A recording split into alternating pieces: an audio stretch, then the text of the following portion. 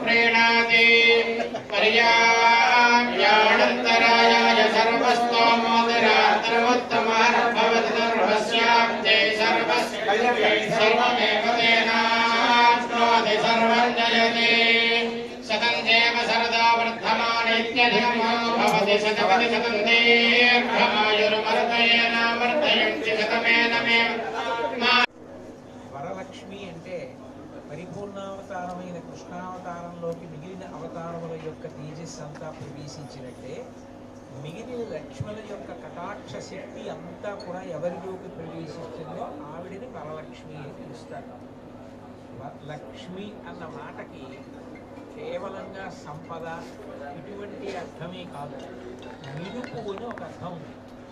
అందుకే మీరు ఒక పాట వినుంటారు సంగీతంలో, వరవీణ మృదుపాణి.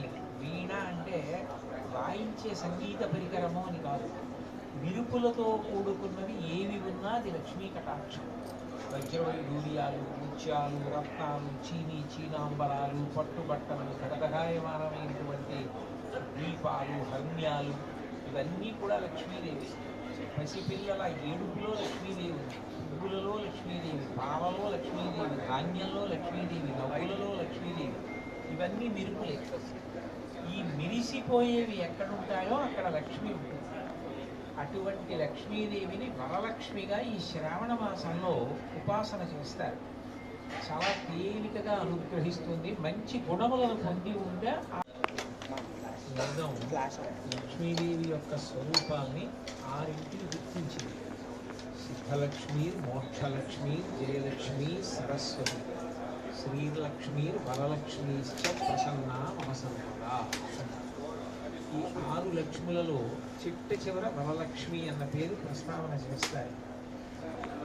ఒక కార్యం ప్రారంభం చేసిన తర్వాత అది నిర్విఘ్నంగా పూర్తయిపోయింది అనుకోండి, అమ్మాయి ఆ కార్యం సిద్ధించింది అని ఒక సంతృప్తి. అది జరగాలి అంటే లక్ష్మీదేవి కటాక్షం ఉండాలి.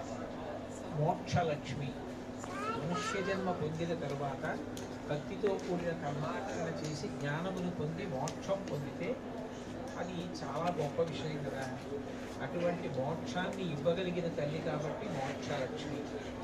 జయలక్ష్మి, ఎప్పుడైనా ఒక వేదిక మీదకి వెళ్ళినప్పుడు, ఒక రంగంలో ప్రవేశించినప్పుడు వారికన్నా వీరు చాలా తెలివైన వారు, చాలా బాగా కార్యాన్ని నిర్వహించగలిగిన వారు అన్న జయాన్ని పొందాలి అంటే, అటువంటి పేరు ప్రఖ్యాతులు రావాలంటే లక్ష్మీదేవి కృప ఉండాలి. అప్పుడు జీవితాన్ని ప్రజలందరిలో కూడా భక్తిని పెంపొందించేటట్టుగా వ్యాపారాన్ని సామాజిక కర్తవ్యంతో చేస్తున్నటువంటి కాంచీ వరమహాలక్ష్మి సంస్థకి చెందినటువంటి వారు వాళ్ళ భాగ్యనగరంలో కొత్త పట్టు వస్త్రాల దుకాణాన్ని ఏర్పాటు చేసిన సందర్భాన్ని పురస్కరించుకుని ప్రారంభించడం జరిగింది.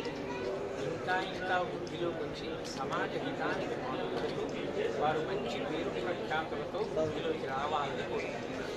ఈ సందర్భంగా ఆ యాజమాన్యం వారికి, సిబ్బందికి అందరికీ నా శుభాకాంక్షలు ఆశిస్తున్నాను.